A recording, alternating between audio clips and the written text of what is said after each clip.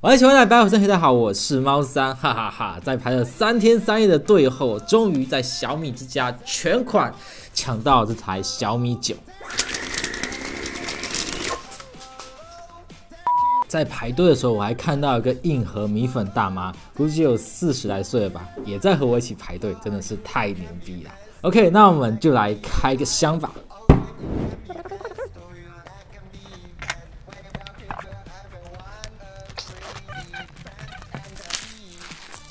我都有点分不清这个盒子是什么颜色，因为它时刻会根据不同的光效变化颜色，但总体的基色是粉色的。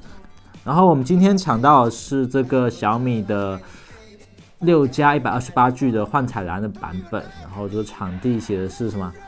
河北廊坊这个什么什么区，有朋友在那边吗？可以去工厂门口抢一台。OK， 那我们打开外包装，这有点像我们小时候玩的那个什么小卡片嘛，很像。这个打开以后就是机身本体了。这里面放了什么？应该是送了手机壳、配件什么的。OK， 要送了一个透明的手机壳，3包凭证，一个机转接口，还有一个取卡器。OK， 把手机拿出来，那底部剩下的是这个27瓦的有线快充和一个 Type-C 充电线。那拿到小米9的第一感觉就是它很轻，然后也很薄，重量差不多只有 Mix 3的一半。那背面其实没有发布会上看到那么惊艳。看背面，你们可以感受到这背面，虽然说确实是有种炫光极光的感觉，但是就是没有发布会上那么好看了第一感觉。但是确实可能是小米历代以来颜值最高的一款产品了。所以说它还配送一个透明的手机壳，这样套上去，这样背面的这个光效就不会有所损伤。但是看到正面的话就很丑，正面套了个透明的壳。那正面这个边框就感觉特别难看，特别廉价，所以说我不建议大家用自带的手机壳。OK， 那这把手机最大的特点和卖点就都写在这张纸上面了。第一个，骁龙855，小米说它是真首发855，因为大家知道年前的时候联想强发了一个855，但是高通不承认，然后就很尴尬，所以说雷军就是特别强调他们是真首发骁龙855。还有另外一个就是4800万像素的超广角3摄相机。摄像头有3个，加上前一天诺基亚还发布到5个摄像头，更夸张。那这个广角有多广呢？我们可以感受一下。首先，现在这个是一个未开启广角时候的一个视角。那我们开启广角以后，就可以看到这样一个门把手一样的内存条了，是不是？这就是有广角和没有广角的一个区别，你可以拍摄到更多的画面。那相机的具体的参数以及这个处理器的性能表现，之后会在深度的测评里面再展示。还有一个就是它用的是第5代的屏下指纹技术，也就是说它的解锁速度会更快一些。那我们来感受一下，1、2、3，1、2、3，哇，真的是好爽啊！你们知道为什么我对这个解锁速度这么敏感吗？因为我之前用的是魅族16，那魅族16的话，解锁速度也不是说它慢，就是它的解锁成功率有时候就很低。你们不要看我现在，现在好像解锁很快，你看现在就不行了，现在立马就原形毕露了。就是它解锁快是快，但是很多时候呢会解不开，我也不知道什么玄学原理。所以说两者不是同一代产品嘛，但是解锁速度真的是不会差太多。其实区别在于它们的识别率，识别率这么低，然后如果在不抽风的情况下，它的解锁速度还是蛮快的。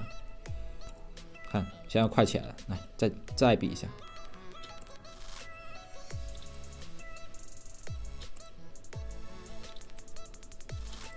说实话，速度不会差太多，但区别就在识别率上。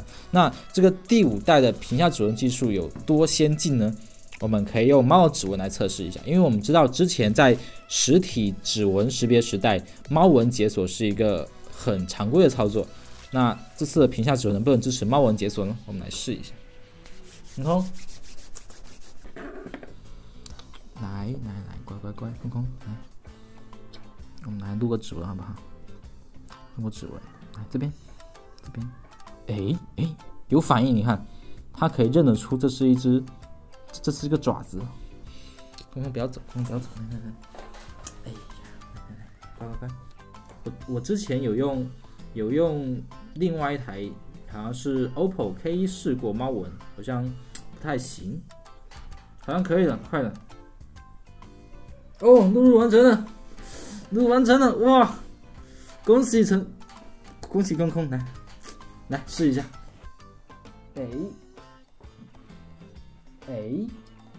解锁了哦，牛逼！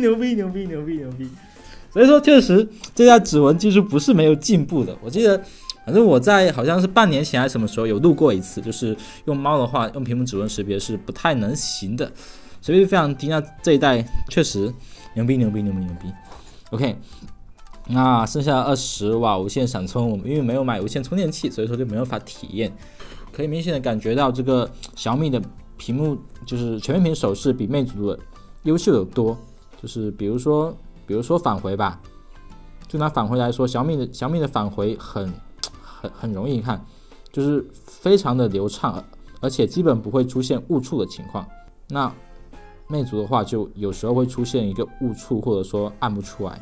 因为我是在最近就是差不多寒假前吧，年前买了台魅族16，那时候就本着说性价比很高，很好用，又是魅族翻身之作，所以就买了它。那其实买来以后体验并不是很好，除了它的双扬声器以外，它的屏幕指纹还有它的全面屏手势都让我非常的失望。所以这次用到米9才会感觉这么惊艳。我本来想把16卖掉，然后换个小米8，结果小米9就出来了，那就直接买小米9。我们来看一下扬声器的效果对比吧。首先，现在感受一下小米的这个。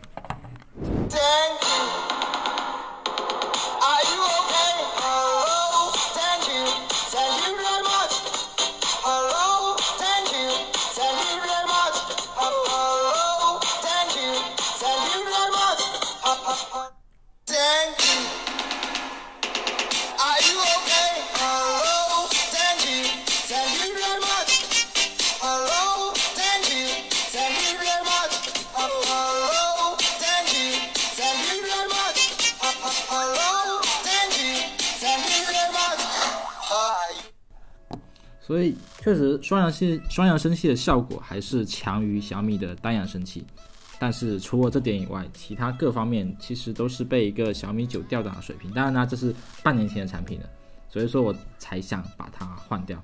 那其实小米9刚发布完的时候，就是黄章也是非常的那啥，不是发表了一些很那啥的言论。也就是说，小米9的不管是定价还是它的配置，都让友商非常的尴尬。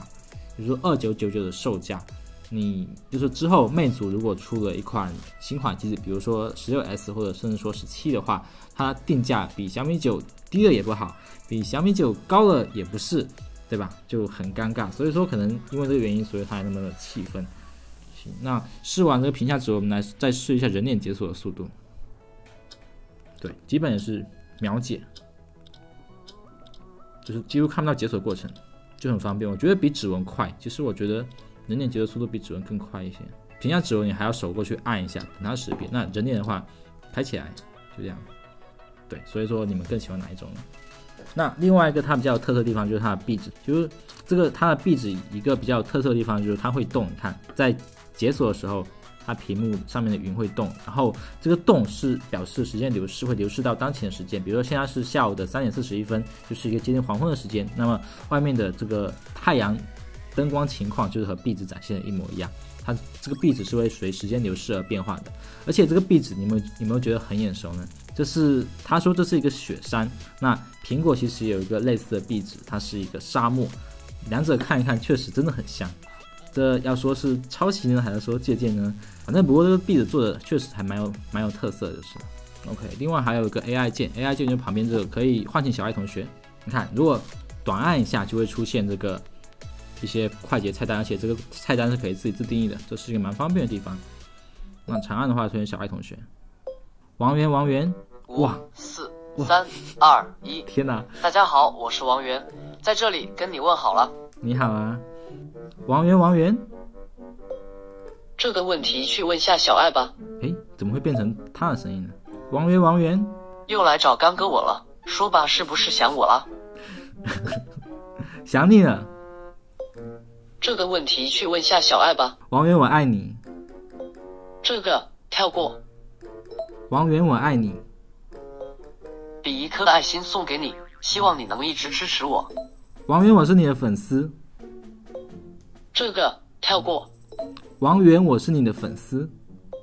这个跳过。王源，最近总是来找我，你肯定是离不开我了。我离不开你了。好的，以上这些就是我简单的入手体验。那更多深入的一些细节，比如说佳能85到底有多省电啊，然后这台手机的摄像头到底是不是天下第一啊，超广角拍摄到底行不行呢，以及这台手机到底值不值2999，更多详细的信息我们会在后续使用更长时间，1周甚至1个月以后再给大家做一个更详细的评测。那你们想看它对比哪一台手机呢？你觉得小米9这次雷军说它很能打是吧？是战斗天使特别能打。那你们觉得它能打哪些手机呢？你们希望看到它的哪些手机的横屏对比呢？欢迎在弹幕的评论区告诉我。那喜欢我们视频的朋友，欢迎使用猫330投硬币点红加油厂一气呵成，也别忘了给我们点个赞了。我们的淘宝店和微信公众号随时欢迎你的到来。那我们下期见，拜拜。